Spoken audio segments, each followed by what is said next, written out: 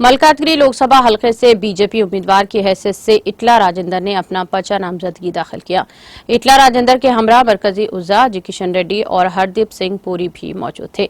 मलकाजगिरी वोटरों की तादाद के लिहाज से सबसे बड़ा लोकसभा हलका है।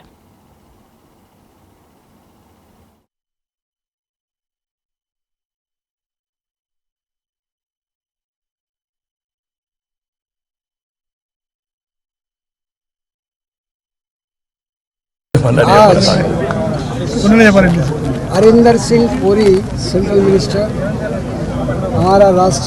हमारा state president Kishan Reddy ji and हमारा जिला का अध्यक्ष विक्रम रेड्डी जी, श्याम सुंदर गौड़ी जी एंड रंगा रेड्डी जी, मल्ला रेड्डी जी, हमारा सारे जो मोर्चा अध्यक्ष एंड लीडर्स, हमारा इंचार्ज एमएलए राकेश रेड्डी जी, हमारा कंटोनमेंट का उम्मीदवार